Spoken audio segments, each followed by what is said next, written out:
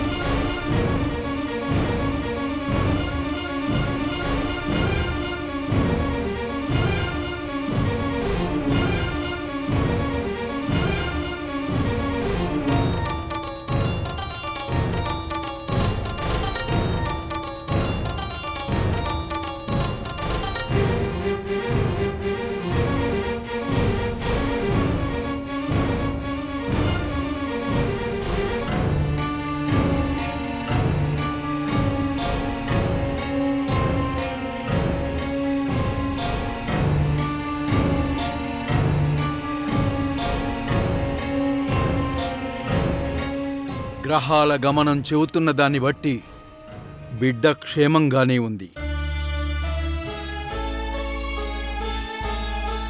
విధి రాసిన రాత ప్రకారం ఈ పసిప్రాణం త్వరలోనే ఈ కన్నతల్లిని చేరుకుంటాడు.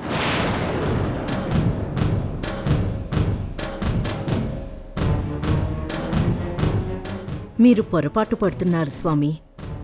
తను మురారికి కన్నతల్లి కాదు. పొరపాటు పడుతున్నది నేను కాదమ్మా, మీ మానవ మాతృల ఆలోచనలు. నేను మళ్ళీ చెప్తున్నాను, ఏ గర్భం నుండి ఆ జీవం పుట్టిందో, ఏ రక్తమైతే ఆ బిడ్డ శరీరంలో ప్రవహిస్తోందో ఆ తల్లి దగ్గరికి ఆ పసివాడు త్వరలోనే చేరుకుంటాడు. ఇది నేను చెప్తున్నది కాదు, ఆ విధి శాసనం, ఆ విధి శాసనం, ఆ విధి శాసనం.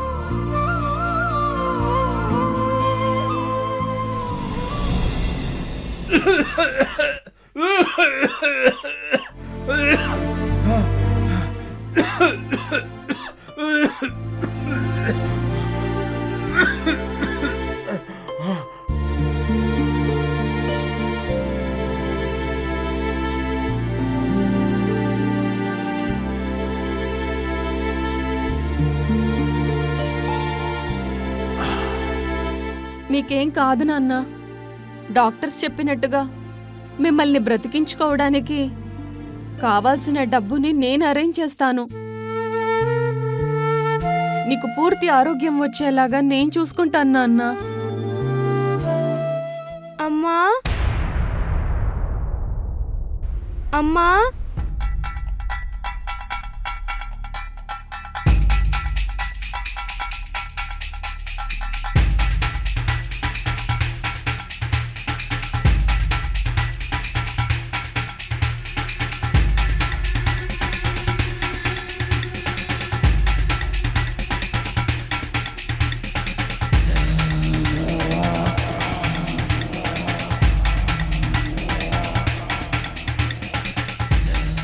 అమ్మా రజని, ఏంటమ్మా ఇది?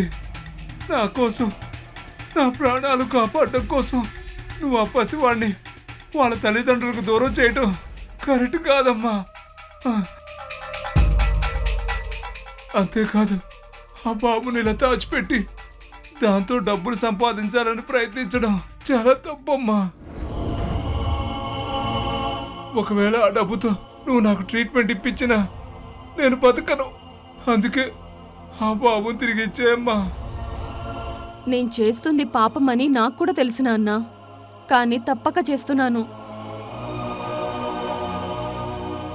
నీ సర్జరీకి కావాల్సిన డబ్బు అరేంజ్ అయ్యే వరకు ఈ బాబు మన దగ్గరే ఉంటాడు. ఆ తర్వాత నేనే బాబుని వాళ్ళ తల్లిదండ్రులకు అప్పగిస్తాను. ఈలోగా ఆ పసివాడికి ఏమైనా జరిగితే? ఏం జరగదు నాన్న. బాబుని నేను జాగ్రత్తగా చూసుకుంటాను.